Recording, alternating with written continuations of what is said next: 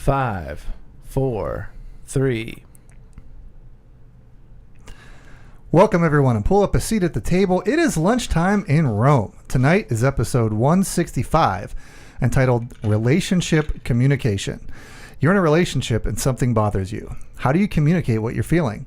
How does it leave the other person feeling? Do they feel motivated or change, or does it just go bad from there? Tonight we'll be talking about the best way to go about expressing your hurts in a way that helps both of you. Pull up a seat at the table and join us. First-time listeners, you can subscribe on your favorite podcast app. Watch us live at lunchtimeinrome.com/live or listen directly on lunchtimeinrome.com. While there, you can take a relational needs questionnaire. Make sure to follow us on all social media, and it would be great if you gave us a 5-star review. Jay, what specifically is this podcast about? Being alone is the worst. Good times aren't as good, and bad times are worse when you are all alone. Romans 12:15 says to rejoice with those who rejoice and mourn with those who mourn. That is how you keep people from being alone, and what this podcast is all about. We demonstrate that in the first 15 minutes of the podcast and talk about it for the rest. So while it may not be 12:15 in Rome, we're treating it like it is Lunchtime in Rome. Hey, fellas. So, here we are. Here we are. Different kind of podcast. Different No kind of guest people. this week. Not even Chris. Right? Not even Chris. I feel like we've had guests, Past 2 weeks. Abby and past 2 Matt weeks, last yeah. week. Yeah, been guest heavy, which I like. I'm glad we're having more people on the podcast. And having Matt here last week, I think, was special. I got a lot of feedback on that personally. A couple people saying, look, one, I cried the whole way through it is what somebody said. Somebody else said, I don't feel better about my life because he has it worse, but it gave me a perspective that my worse could be worse. Yeah, and for those of you that don't know what Jay's talking about, we did a podcast last week, episode 164, and we had a guest on named Matt. If you have not seen that or heard that, please do go back and listen to that one. It's probably one of the most... I don't know. They're all powerful in their own way, but that was the very impactful one. Well, to a degree, it was, for me, I don't want to say the most frustrating, but it was sort of like, well, that's just terrible. Yeah. What? All right. Yeah. See you out there. That would be a good podcast in like a situation like that. How do you comfort a guy like that? Mm-hmm. You know what I mean? Like, how do you, because everything's just like, I mean, everybody goes through tragedies, but like you were just saying, you just kind of sat back and said, I got nothing. Well, it's the quintessential example that there is the only way you comfort is join them in it. Mm-hmm. There are no words. Right. I mean, all I said to him was, I'm sorry to meet you. Mm-hmm. And then I affirmed him and just said, look, I greet you with great respect. And I said that in the podcast. Yeah. What else am I going to do? Right. I mean, and he's not crying at this point, so I can't join him in that. Right. He's a little bit miffed. Mm-hmm. He's stewing. All right, I can join you in that. And for that moment, he's not alone. But I mean, what he has gone through. I'm not saying not to talk about him, but I'm literally talking about him. Down the road, I mean, it's still so raw. But I mean, literally, he needs trauma therapy. Yeah, like there's deep, deep hurts that literally rewire your brain, and it's more than me saying, "Oh," like that. He's not gonna be like, "Oh." Yeah. Well, I'm okay now. Right. Everything's better. Yeah. That was something I mentioned to him after we were done with the podcast last week. Was just, I want you to understand that you have been through acute, actual trauma. Like, it's not an undersell to say that. And your wife died. Yes, that's kind of the worst physical trauma that you can get. But from there, I wanted him to try to understand and I'm sure he does. But the fact that it is an acute trauma that's going to need, it's going to need a lot of work. So, intentional work.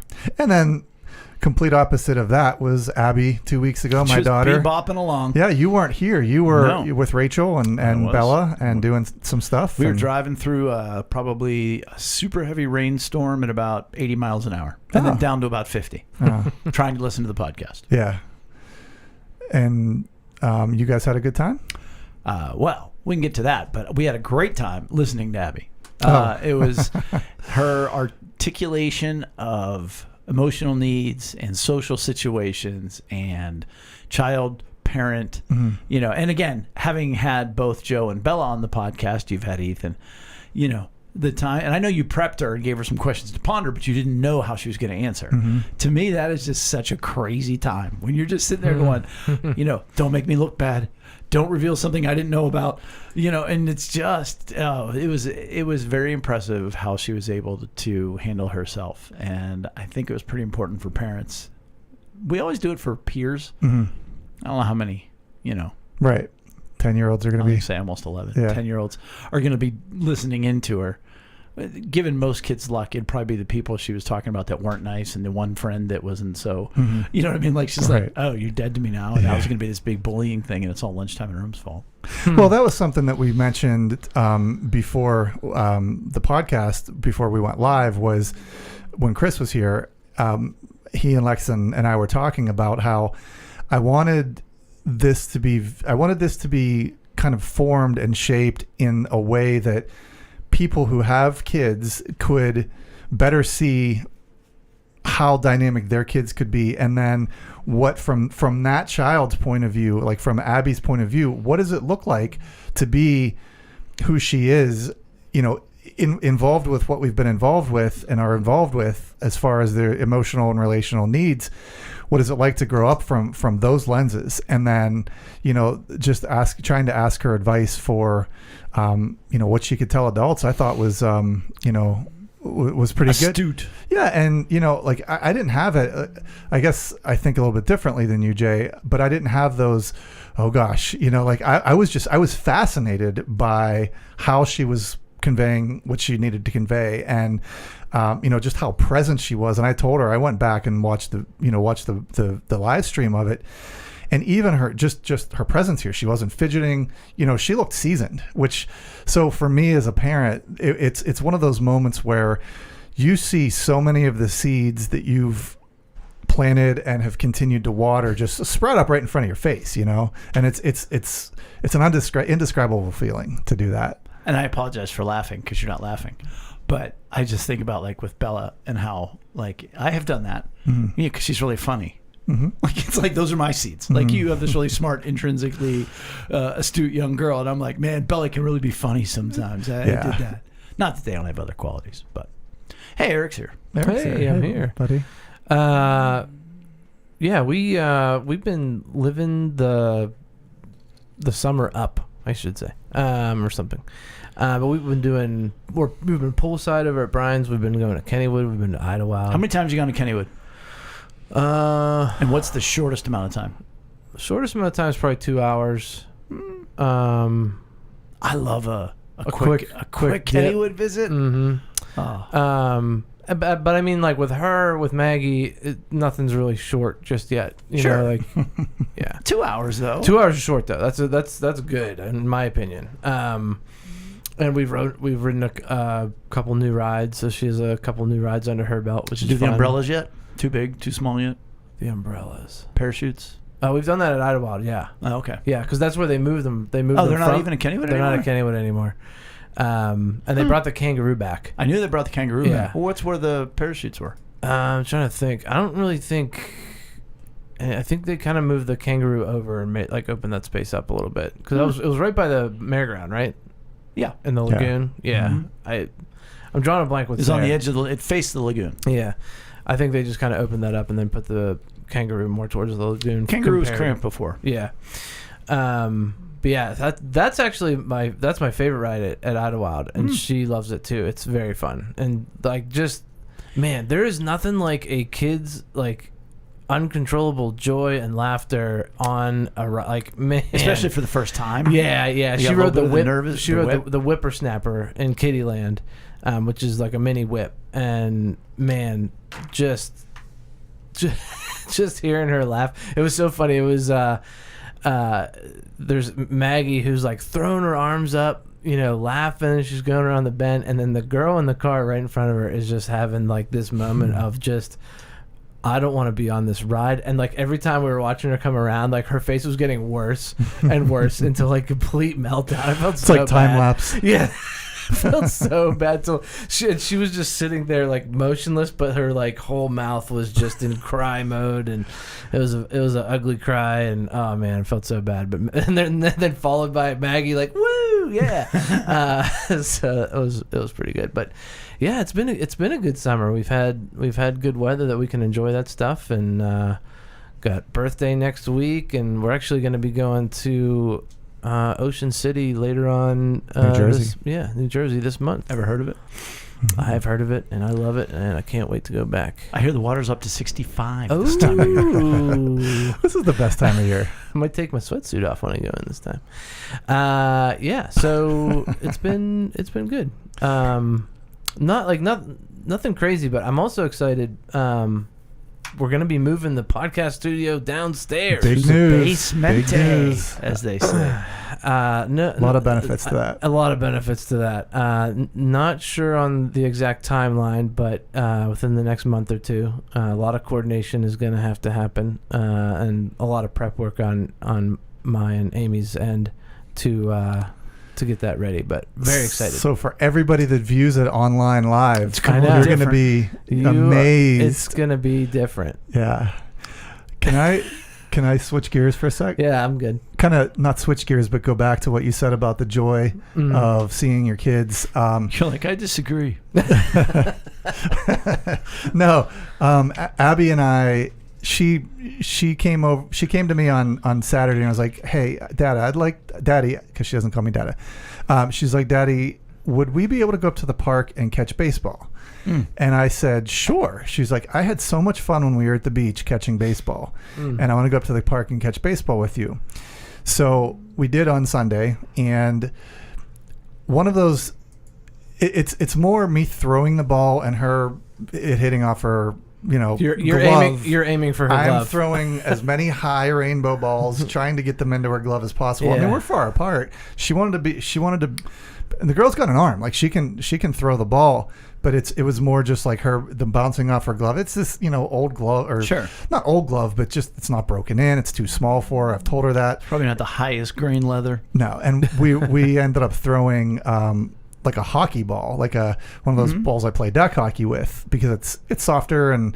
But anyways, so there were a couple moments where she made a nice catch, or it went into her glove, and the joy on her face, how her face lit up with excitement when she made those. That's awesome. It's and I thought about how many people, how many parents are, one, not around to be able to see that in their kids, two, miss it in the moment, or three, just don't appreciate it. They might even see it, but they don't appreciate it. And I'm thankful for being able to have a life where things can slow down like that, and you can see those moments and just really enjoy them.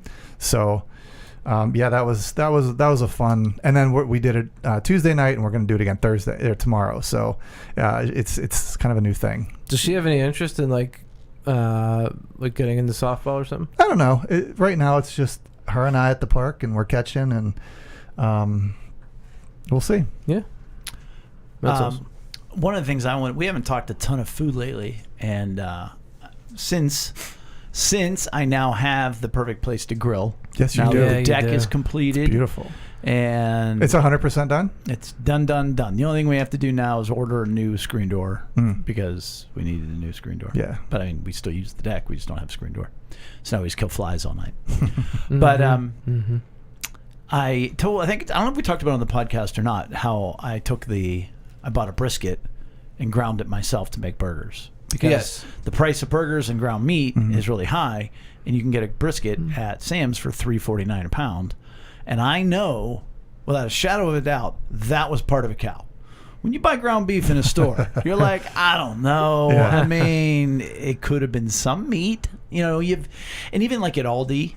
Well, the FDA puts labels on it. They won't lie to you. And it's a federal federal organization, so they don't cut any corners. Right. Nope. They do their research. And when Aldi, which I love Aldi, but you ever notice you cook an Aldi burger and it's red, like not medium rare. It's like the meat is red, even sometimes after you're like it's almost like they put dye in it. You might think something, I don't know. So the point of the story is I've been grinding my own meat, and the first time was a prime brisket, but it was actually too fatty. So this time I went down to a choice. And even trimmed off a little more fat because the burgers, if I put them on the grill, they're almost falling apart before. So now I use the choice, trimmed off more of the fat. Today, cubed up the fat. I had it in the fridge for a couple days. Put it in the food processor. Put it in the crock pot. And I let it go on low, very low, for roughly 12 hours. And right now it's finishing straining. So I have about 2 cups of beef tallow that I will use to cook up some potatoes at some point in time. Probably for Bella because she's my biggest potato fan.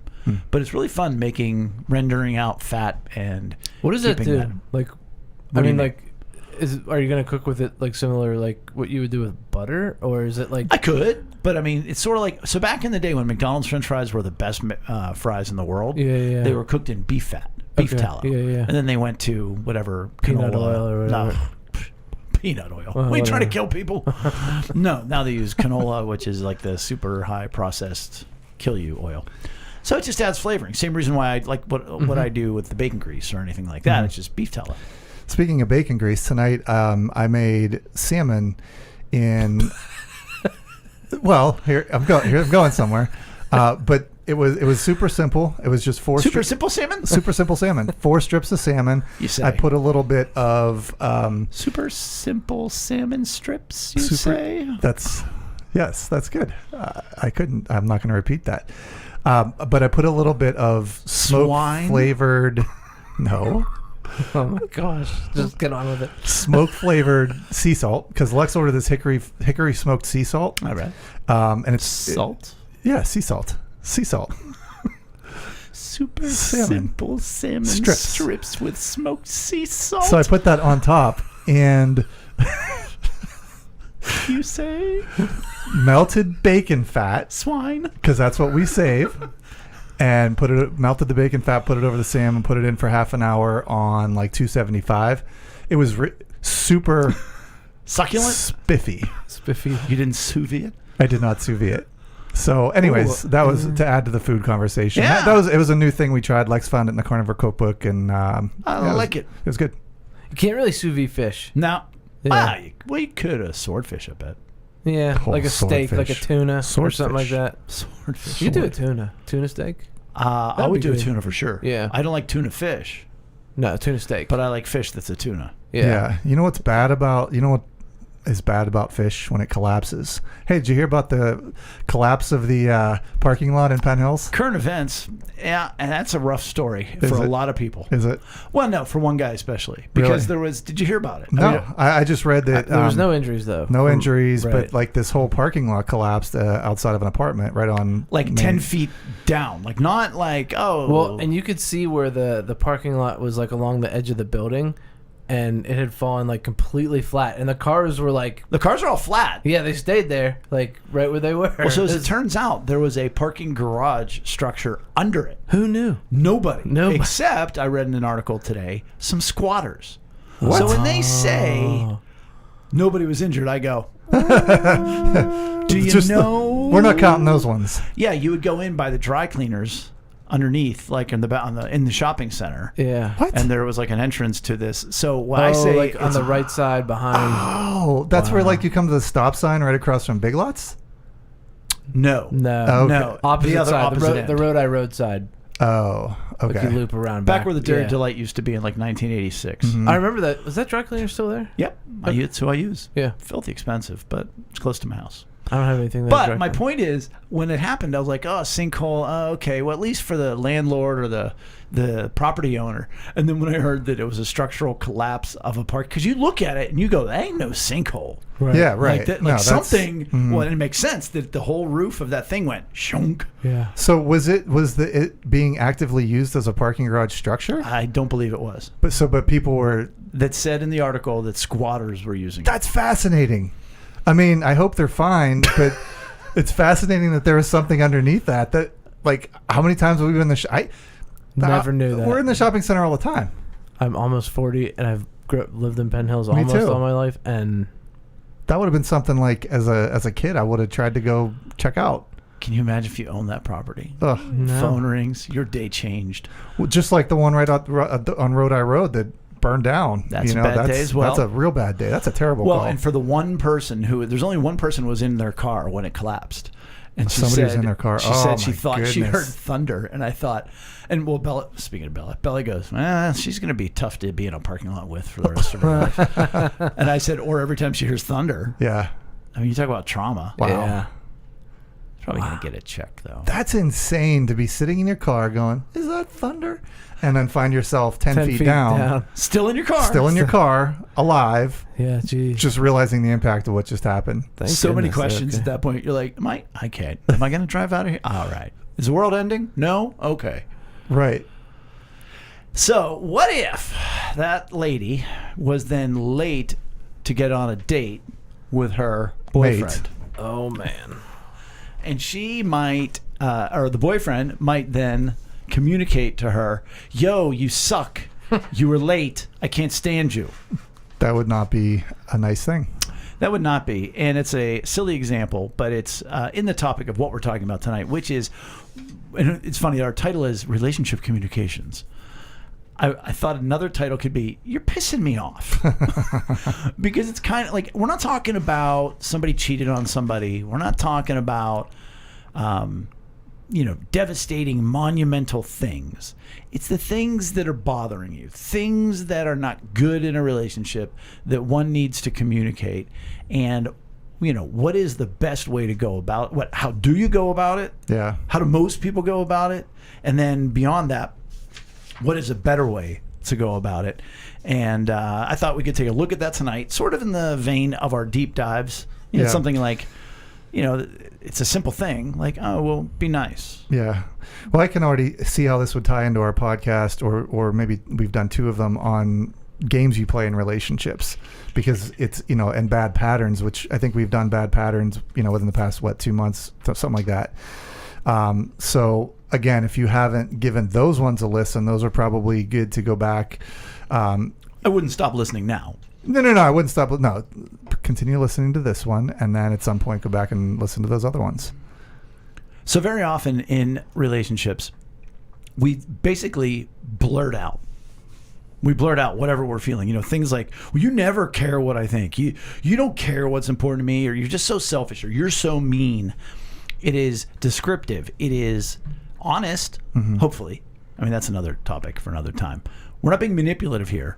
We're lashing out and saying how we are observing the other person to be. We're not, again, we're not saying you're not being honest. We're not saying you're not justified. But you're throwing out accusations and descriptions of who they are. What happens in a relationship when that happens? Like if you guys are both the perfect husband, the perfect son. Oh yeah. Perfect friend. But, when someone comes at you strongly like that, and it doesn't have to be a yell, you just don't care about me. I mean, Eric, I can see you crumbling in a heartbeat because it's conflict.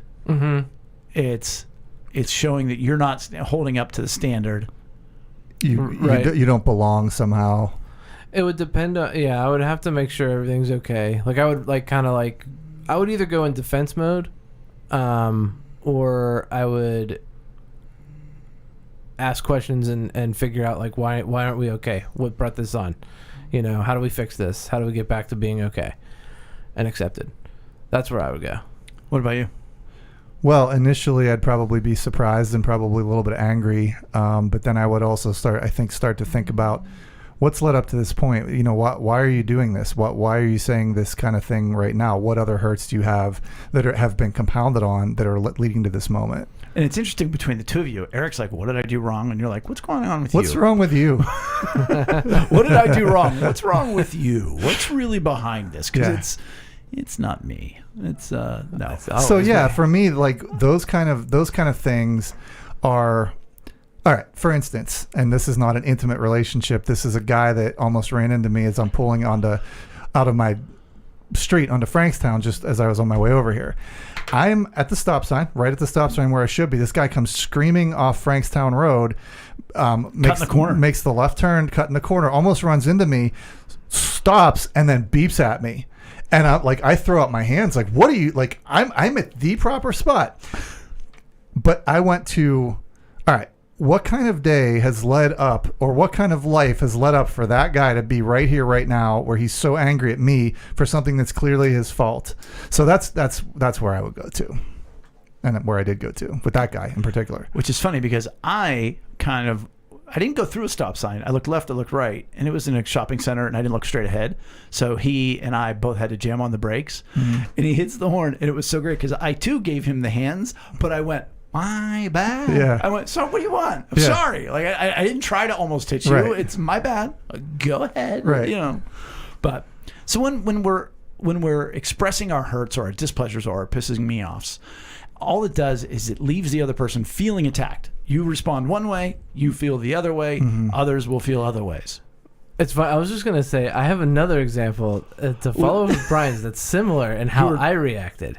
So the collapse of that parking lot that we're talking about, all right? So after worship practice yesterday, I went back to go pick up Max, and I said, hey, the parking lot collapsed at that apartment building. And we're like, okay, we'll go see if we can see it. I was like, I'm thinking we're probably not going to be able to drive by, but hey, maybe we will get a line of sight on it.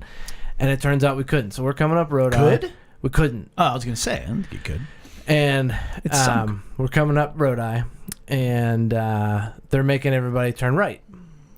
And we're first in line at the light there, and there's a firefighter right in front of me. Well, the light turns green with the right arrow. Green right arrow to make the right. Meaning go. So there's a lady behind me that beeps. And I'm like, and my immediate thought, I'm like, I did something wrong. I'm supposed to go.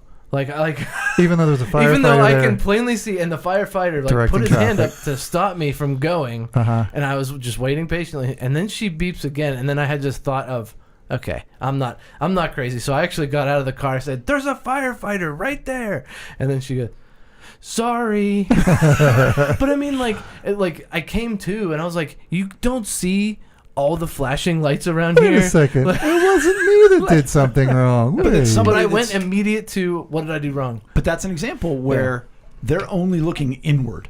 And that is, one of the problems with that. Number one is the other person's going to feel attacked, so we're not going to get towards any kind of solution or goal. Number two, you're only looking inward. Brian, you mentioned, what's wrong with you that you would come at me this way? That's at least looking outward, but most people are going to feel attacked and then go to a non-productive place. Well, even that is, what's wrong with you? What's wrong with me? Nobody's considering the solution to the problem. Which is what? Well, we're not there yet. Oh. Because all we're doing at this point is reacting emotionally, not intellectually, and certainly not spiritually.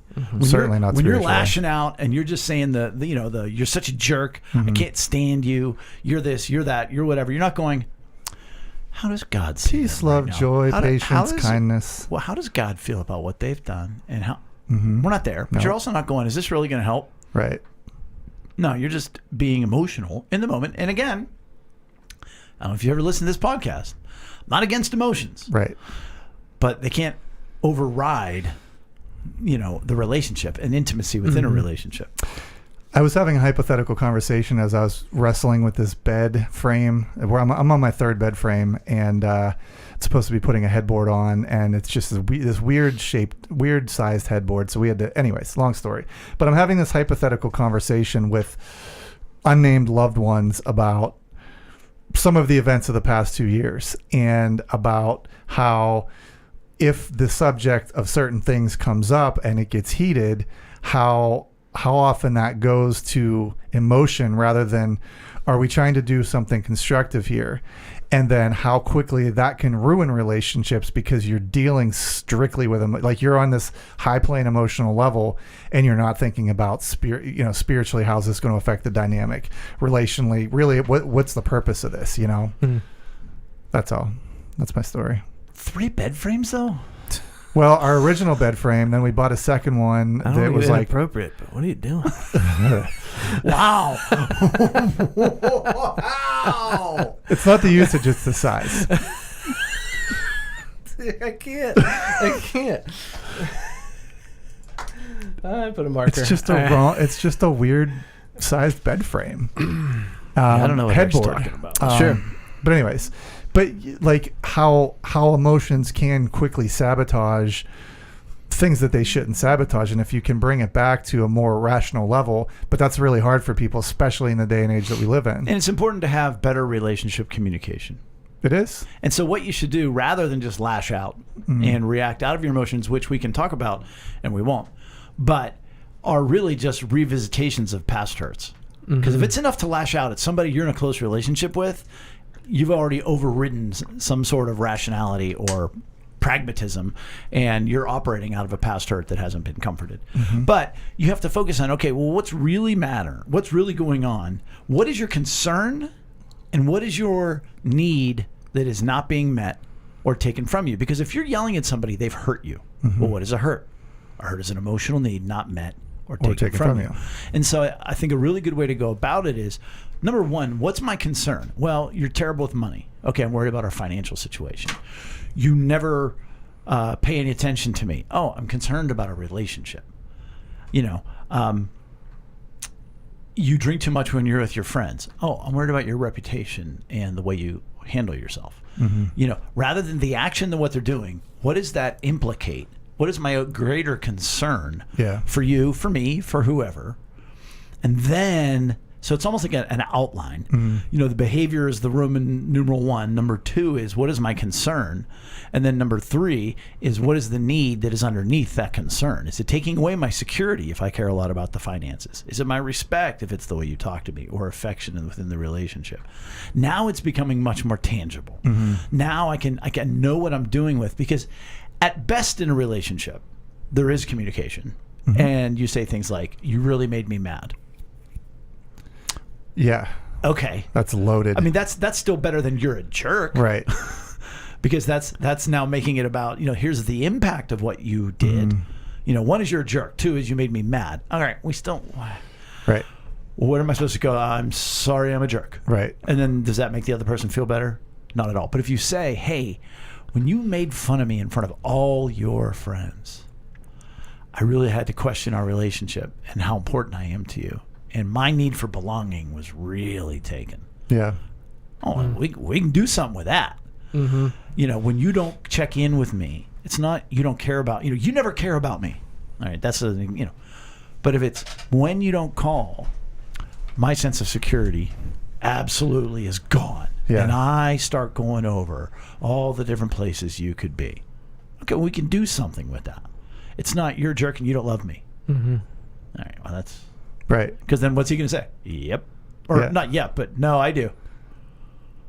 Yeah, Okay, that's not productive. That's not productive. Or you're a jerk, and then why do you suppose I don't call you? Because you nag me like this. All right, good. Now we're doing real well. Yeah.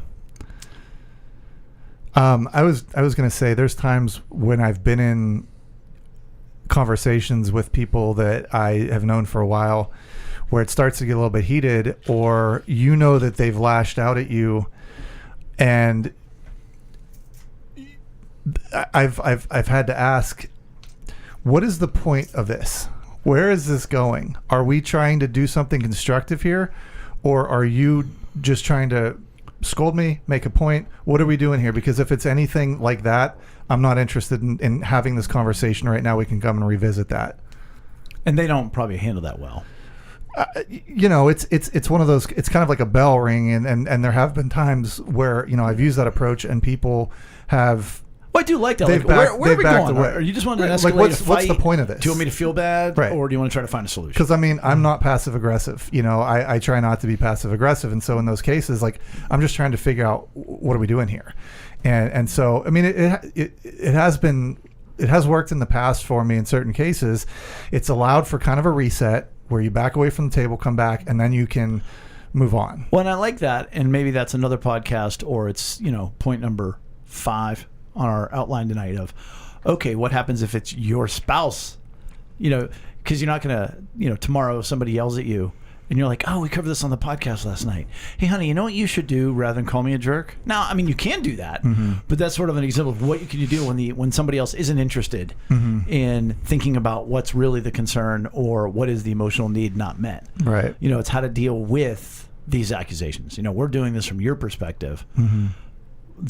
You being anybody listening to this, sitting with us at the table, it's your perspective going outward.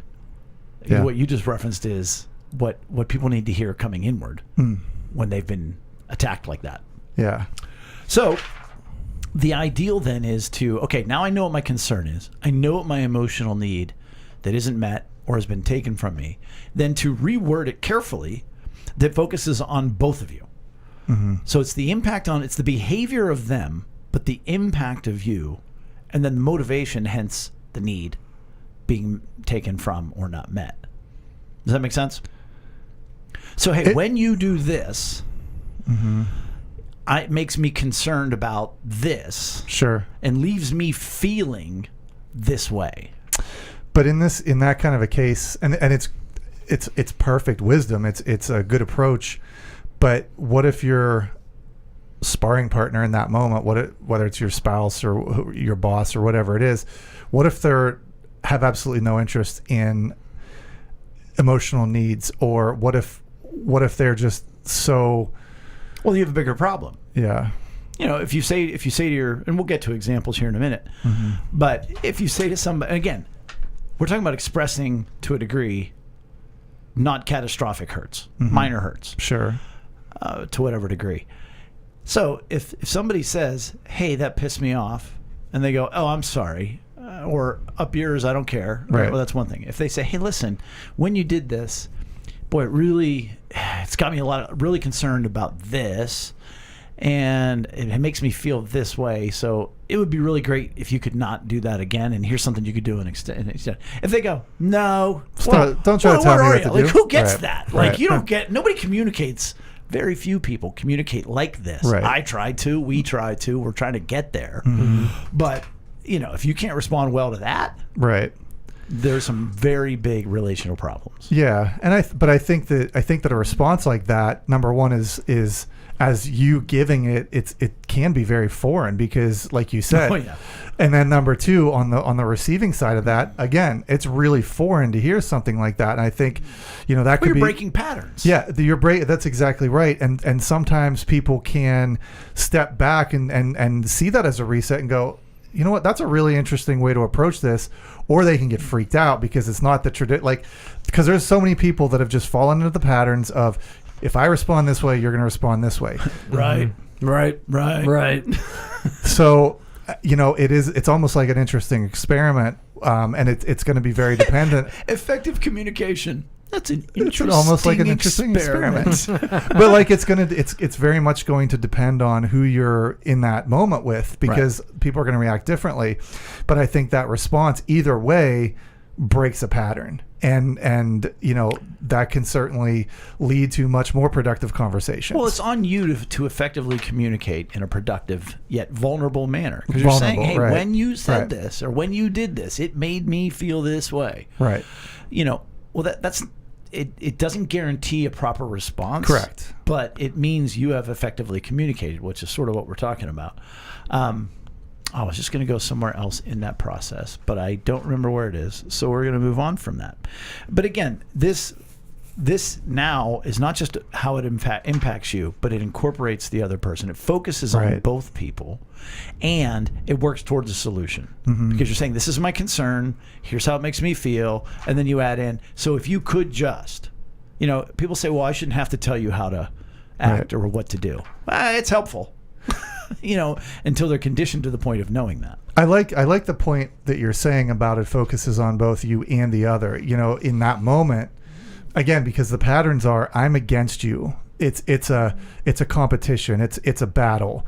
But in that kind of a response, in that kind of a moment, like you're saying, you're inviting that person to join you, and you're creating almost a partnership in that moment, where, again, because the patterns are usually so different than that really can be a great starting point for, hey, we're at the table together. And, more likely than not, more often than not, people want to be brought in, because they themselves are probably frustrated. How do I get through to this person? Oh, here's a way. Here's how we might be able to, come to an agreement here. Yeah. And so that's a really good point. We were talking about how this can sometimes take somebody off guard, because nobody talks like this. Right. People don't talk like this very often. Right. And that goes to when I had to apologize when I no-showed Denny. Mm-hmm. And I mean, I was trying to remember what the example was, but that's right, it. Yeah, that was it. And I gave him a big old shotgun right to the face of an apology that nobody ever hears. And it was like, is that unfair? Yeah. Like, am I not even giving him an opportunity to be really mad? Because I just apologized so profusely, hitting every emotional need that I must have met. And I'm going to think more about that, because same thing here. If you just all of a sudden start saying to people, right, hey, listen, I need to talk to you. Hey, when you did this behavior, I may be really concerned about this. And it left me feeling this way. So in the future, if you could find a different way to do that, they're like, I don't.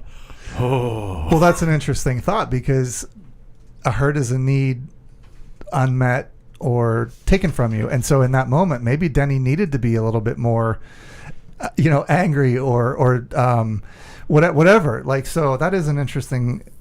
Are you like trumping any response and stealing that bitterness and anger or whatever from that person? And is that justified? So, is that a bad Is that thing? right? Exactly. Because there is some health, like, I feel like some relief if you let people get that aggravation out or frustration out. Like, that does make sense to me. Well, except for the fact that the way that you heal, you should seek to understand, right, not to be forgiven. Right. So I showed him, look, I get how you must be feeling, right, and let me know if there's any other way you're feeling. I was like, hey, okay, it's okay. Yeah. So maybe the idea is to get to that long before they get to the aggravation, the frustration, the whatever else. Right, yeah. Is it a form of manipulation? No, because I really meant all that. Yeah. No, I know you meant that. But yeah, as long as you're genuine, then it's not manipulation. No, if I was like, here, I'm going to get him to do this. So I'm going to get him to tell me that he's actually glad that I didn't come tonight. Right. So the beauty of it is, if you do it right in this way of communicating a hurt, it's going to build up the other person. Because what you're saying is, hey, I value you so much. I'm taking the time to share this with you. Mm-hmm. And I trust you enough to care for me. And yet you're still going to get your needs met. And I think we can bring this home to a degree with some examples. Eric, would you lead us off? Yeah. So number one is husband spending too much time on himself and not the kids. I have no idea what that's about. And the first response is negative, where the response would be, you're a jerk for ignoring the kids. Now that is something a wife could say. Sure. Yeah. Then the second one is, I'm fearing the impact of the kids having so little time with their dad. So in each example, we're just basically walking through. Mm-hmm. Number one is what they would normally say. Right. You're such a jerk. You don't care about your kids. Right. You don't spend enough time with the kids. How come you don't spend time with the kids? Blah, blah, blah, blah, blah. And then a slightly better response would be the next one. The next one is the processing. What matters, right? Yeah, what matters. The concern, right, and the emotional need not met. And then the third is the proper way to say. Is the proper way. So what can I do to help free some of your time so you could be with the kids? They really enjoy being with you. I mean, that's a good one. See. Go ahead. You find that to be passive aggressive? That's exactly what I was going to say. Right. I would lead with that one.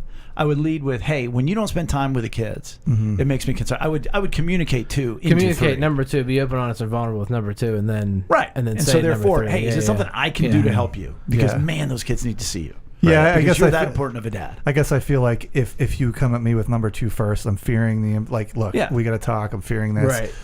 How can I help you? You how don't want to do number one. You want to do number 2 and 3. You want to identify 2, communicate 2, close with 3. Yeah. Example 2: wife doesn't show husband enough affection. I've never. The bad response: you greet the dog better than you greet me. Nola's getting all the attention right Nola's getting some sweet love. Nola, by the way, is the dog that we're dog sitting right now. Yes. That's a good clarification. One way I feel loved is through affection. I'm feeling rejected without it. So that's confronting the problem. That's stating your, what your beef is. Like, wait, why does that piss me off so much? Why is that so bad? Well, hey, I need affection. And that's how I feel loved. And I feel, not only do I not feel loved, I feel rejected. Mm-hmm.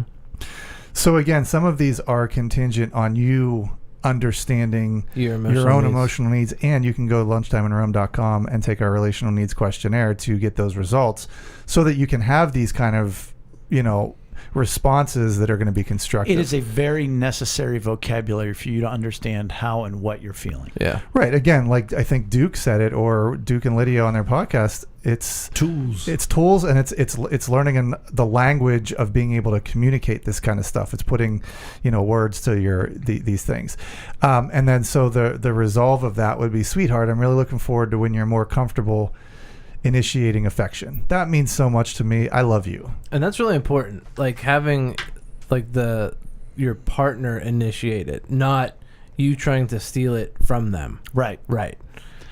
In that regard as well, though, I'm really looking forward to, again, that is almost passive aggressive. Because like what if the other person's like, it ain't going to happen. But it'll mean so much to me. Mm-hmm. And I'm patient and I'm not putting any pressure on you. And I want you to know that whenever you do that, it is going to mean the world to me. Mm-hmm. Because I love you and you mean that much to me. Right. I'm reading this now. We should put C first. Oh, okay. Go ahead. Well, because it kind of breaks it down. Oh. So, Well, what is 'cause the I was- complaint that you have, right? Right. And then the first bullet, number 1, how do you normally complain? And then number 2 is what need isn't being met? And number 3, what's a better way to say it? Well, and that's what I wanted to leave people with. Yeah. It's a sort of a template. It is good, yeah. Moving forward. Yeah, that might have understood the examples better. That was great. It was great. Laurie Ann reached out to us when I asked it on Facebook, and she said that what she typically would say to her children was, "You make my heart sad."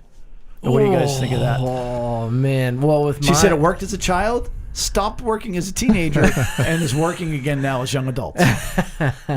Wait, so she says that to Her children, Her children. her daughters, whenever Okay.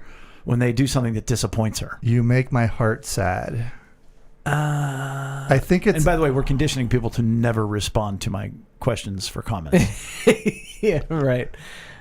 Which you can always be anonymous and send us an email. You can go to lunchtimeinrome.com and there's a place to message us so that we can keep it anonymous. I think it's a good start. I think there's more good to bad than that, but I think it needs to be expanded on. I mean, like, it is like the number 2 where you are expressing how you're feeling, but it's not constructive of like as to why. And I know it's like in the situation, but you could say you could break it down even further. Like, this is why it's making me sad, and I would really appreciate it if you did this. Yeah, one of the things that I learned a while back is that people do appreciate being led, as long as and there's lots of different ways to lead, but like in a situation like this, okay, I'm making your heart sad. What's that mean? And then when you plant the seeds or lead in some way or make some suggestions that are constructive, that goes a long way, because now that person has something that they can at least consider, because otherwise it's like, okay, I don't know what to do with that.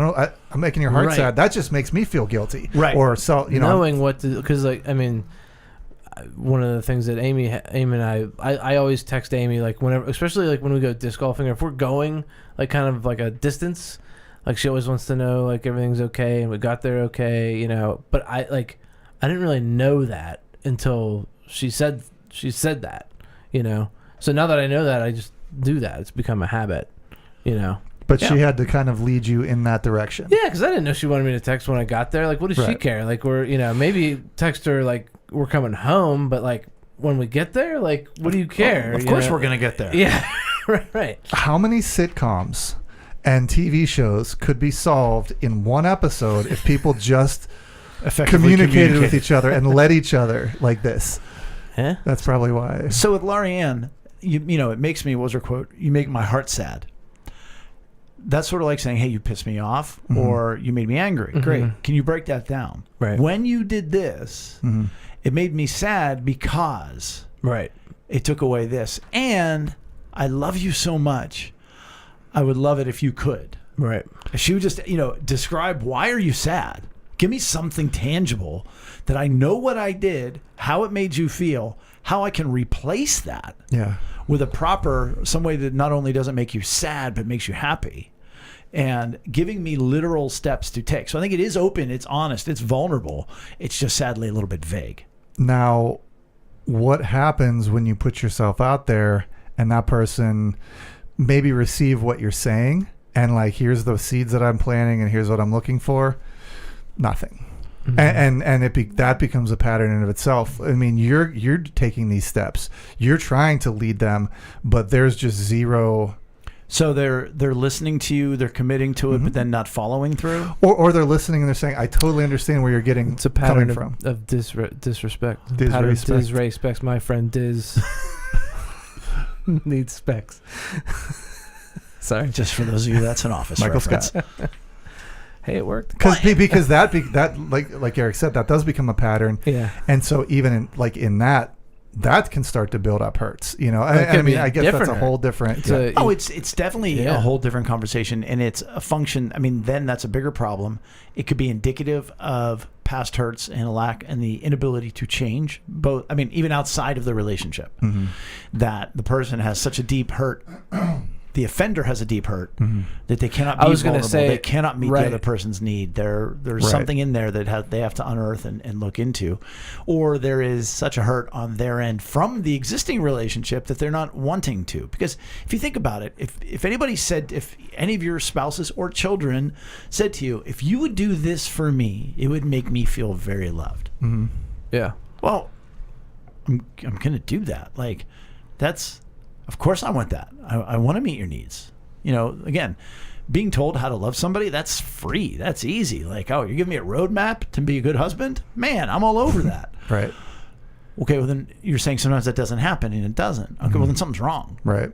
Either there's a hurt that they have received from the other spouse, the other person in the relationship, that they're like, no, I'm not going to help them because they're not meeting my needs. Right. So now we're getting into that whole thing. What happens when your needs aren't met? Right. Or, if your mom, not specifically your mother, but if you had a mother that was like really controlling and really on point and was like a helicopter mom and always needed to know where you were all your whole life, and then Amy's like, hey, can you let me know when you get there? It would mean a lot to me. You're like, Right. No. Right. No. What are you, my mom? Right. Right. So that would be a reason why you wouldn't do it, because you have such an existing past hurt. Mm-hmm. Would be my opinion on that. Sure. So that's that. That is that. That's We all I effectively got to say communicated the about end of this that. podcast. No, that was great. That was great. Only if it helps people. Well, and we'd like to know that. Every week I read off, give us a 5-star review. You can. And none of you ever do. Well, I'm putting the challenge out there, because when I put the preview out for Matt last week, we have 3 likes on our Facebook page. All right. So I do want to challenge people. We read it I say it every week. We really would appreciate those reviews. We really would appreciate the stars, all those things. But even more than that, your feedback really, really, really is tangible, and it really is important. And so you can email, lunchtime@rome@gmail.com. Anytime with thoughts, observations, feedback from something that we said. That really is helpful for us to know, because you are at the table. We want to know what you're thinking, what you're doing, what you're looking for. So, but I'd say with that, that's episode 165. Please do make sure to give us a like or follow on social media, and visit us at lunchtimeinrome.com. While there, take our relational needs questionnaire. Thanks for joining us at the table for Lunchtime in Rome. Bye. See you later. Smash that like button. Bye.